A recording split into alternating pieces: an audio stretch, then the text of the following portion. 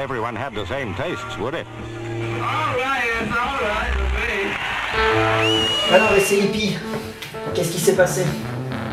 Donc on avait regardé, j'étais assis là-bas, je t'avais dit, donc les musiciens avaient finis, la nuit était tombée, tout le monde partait, ils emballaient leur truc, ils partaient, et puis moi j'étais assis là, il n'y avait plus personne, et un des hippies me dit en allemand, you German, no, Italian, no, you French, j'ai dit oui, French, il parlait 2-3 mots de français, il a dit, qu'est-ce que tu fais? Je dis, ben, il dit, viens avec nous. D'accord, alors je les ai suivis, je me retrouve dans une Camaro, tu sais, les Camaro c'était des voitures américaines décapotables, avec des fleurs partout, les filles dedans, les guitares, les trucs, et on part comme ça et on va à Edashbury. Et Edashbury c'était à l'autre bout de la ville, près du parc, un coin où les hippies avaient pris un peu possession du coin. Tous les gens bien pensants étaient partis parce que les hippies commençaient à envahir tout le coin. Et il y avait cette maison, qui n'était pas la maison bleue de la chanson, mais c'était une maison un peu plus jaune ou verte. Et par contre, alors ce qui était incroyable, c'est que tout le monde rentrait dans cette maison, rentrait, sortait, c'était la maison du bon Dieu, quoi. Tu rentrais là-dedans, les gars ils ouvraient les frigos, ils prenaient à manger, il y avait toujours à manger dans les frigos. Il y avait un lit, tu prenais un lit, quand tu partais, c'est un autre qui le prenait, tu accrochais ta veste à un porte-manteau, il y a un type qui passait, il prenait la veste, il revenait plus tard, il la remettait, c'est un autre qui... Enfin, c'était tout à tout le monde. C'était le grand partage. Alors pour un type comme moi qui avait rien, évidemment, ça tombait bien, quoi. C'était super. C'est super. Et là vraiment, et tu sais, dans la vie, je me suis rendu compte par la suite que souvent quand on donne des choses, quand on est sympa et tout, on demande toujours un certain retour, tu vois. Là non, là c'était vraiment gratuit. Les gens ils faisaient ça c'était leur philosophie. Tout le monde il est beau, tout le monde il est gentil, tout le monde est avec tout le monde. Évidemment, moi qui venais de réduire les aventures féminines, c'était un peu difficile. Hein. À l'époque, c'était les kilps. Tu dansais pendant 4 heures pour arriver à rouler une pelle. T'étais un type heureux, toi. Donc là, tout d'un coup, voilà, free love, free tout, tu vois. C'était super. C'était super. Le pied, quoi. Le pied. Et alors vraiment, ils y allaient à fond dans leur philosophie. Hein. Il y avait un magasin, je me rappelle de ce magasin Free Shop qui était au coin, où il y avait des vestes de cuir, des souliers en croco, tout neuf, tu vois. Et le but c'était, tu prenais ce que tu voulais et tu laissais ce que tu voulais. Échange, quoi. Évidemment, au bout d'une semaine, il n'y avait plus que des godasses trouées, ça ne marchait pas, forcément. Il y avait un restaurant gratuit, alors lui, il a fait une journée. C'était rentré par les fenêtres, par partout, c'était plein à craquer, le lendemain terminé. Il avait terminé. Il y avait un hôpital gratuit et celui-là, il existe encore. C'est le seul hôpital gratuit aux États-Unis, il est à Edashbury. Et donc il y avait cette ambiance, tous les jours on sortait, on allait au parc, on jouait de la guitare, une musique, on chantait. J'ai même vu Bob Dylan dans le coin là, qui jouait à un moment donné. C'était vraiment l'ambiance super sympa. La musique, je te dis pas. Tous les matins, on mettait la radio ou des trucs. Il y avait un nouveau disque qui sortait ou une nouvelle musique. On trouvait ça normal. Alors que maintenant, on les entend encore 40 ans après, on a encore tous les jours et deux. Là-bas, c'était tous les jours, il y avait un nouveau. Peut-être c'était l'époque où il y avait vraiment, c'était vraiment un mélange de musique. C'était incroyable, c'était incroyable. La richesse qu'il y avait à ce niveau-là. Et bon, alors évidemment, ce qui s'est passé aussi, c'est qu'il y avait cette chanson, je ne sais pas si tu te rappelles, If You Go to San Francisco, avec des flowers in the air. Alors tu avais des gamines qui venaient de partout des États-Unis, en bus et tout, avec des fleurs dans les cheveux. Elles arrivaient là, et là il y avait des mecs évidemment qui les récupéraient. La plupart étaient partis des parents sans rien dire. Il y avait des gars qui se promenaient dans la rue avec des photos en disant vous n'avez pas vu ce bras, voilà.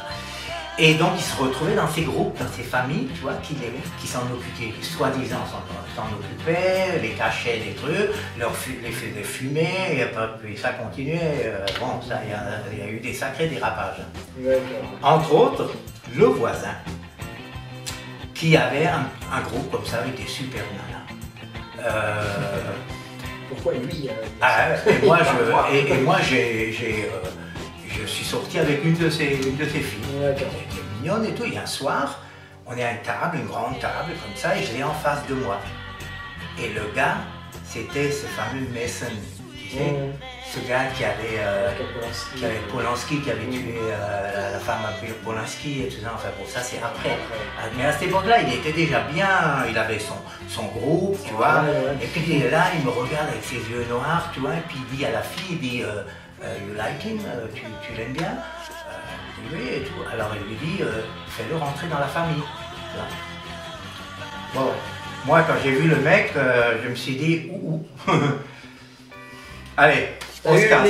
Ouais, là, on se casse. Et j'ai bien fait, hein, parce que quand on a su la suite de la famille, là, bonjour. Hein. Et il y a eu comme ça tous les jours, c'était des jours c'était de l'aventure, c'était formidable, c'était le paradis quoi. Hein, mais il y avait deux mondes. Tu avais les hippies et tu avais les autres. Alors les Américains normaux, je dirais, hein, ils avaient des cheveux courts, trucs, classe, tu vois. Et voilà. Ou alors tu étais les cheveux longs, mais ça ne se mélangeait pas. C'est pas comme aujourd'hui où il y en a qui avaient les cheveux longs, d'autres courts. Et tout. À l'époque, c'était bien séparé. C'était bien séparé. Avec les manifs contre le Vietnam, on était, je sais pas combien, 2000 sur le truc. Enfin, c'était assez marrant.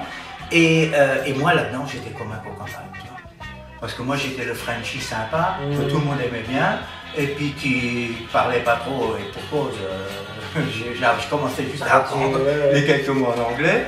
Et puis c'était l'âge aussi, tu vois, c'était quand t'as 21 ans, tu viens de France, c'est vraiment bien. Tu t'es laissé pousser les cheveux? Ah oui, j'avais quand même laissé pousser les cheveux, ouais, ça commençait là, j'étais un peu dans le coup là. D'ailleurs, j'ai même plus de photos de cette époque-là, tu te rends compte? Et puis à un moment donné, les choses se sont un peu dégradées, ça a dérapé. Entre autres parce que les hippies, les filles, elles voulaient montrer à tout le monde qu'elles n'avaient pas d'a priori, et qu'elles sortaient avec des noirs comme avec des cheveux comme tout le monde, qu'il n'y avait pas de racisme. Donc du coup, les noirs qui venaient et qui dans le sud étaient encore opprimés et tout, ils écrivaient à leurs frères et leurs cousins et leurs trucs, venez ici, c'est super. Et du coup, voilà, tu te baladais dans la rue avec une copine, t'avais trois ou 4 ans qui tombaient dessus, tu vois. Quoi. Donc ça commençait un peu à déraper. Ensuite, la drogue lourde est venue aussi, il y a eu des incidents, il y a eu des trucs. Entre autres, une fois sur la route, il y avait des gens qui passaient pour filmer les hippies et il y a un chien au milieu de la route. Alors le type il s'arrête, il klaxonne avec sa grosse Cadillac et le chien il bouge pas. Il continue à klaxonner, il y a un hippie qui arrive et dit oh attends, la route elle est autant aux chiens qu'aux hommes hein, et tout. Et du coup on s'est retrouvé à 200 hippies sur la route, tu vois. Il fallait pas klaxonner. qui bloquaient tout, tu vois, pour dire que le chien il avait droit.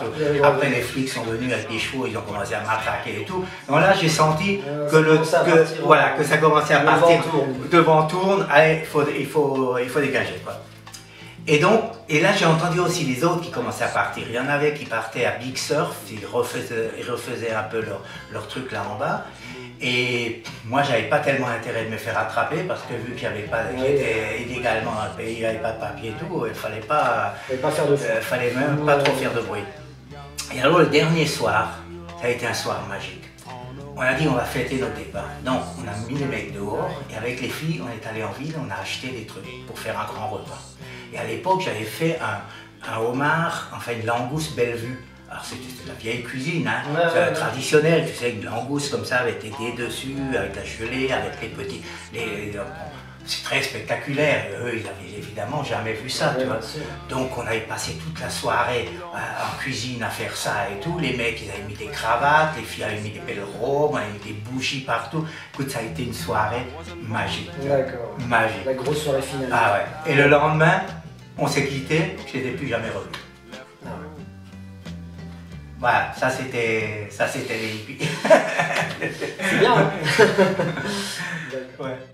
Bon, si vous avez des questions à me poser, pour l'époque, des choses sur lesquelles vous voulez revenir, quoi que ce soit, ben vous me posez la question. Je vous essaierai de vous répondre.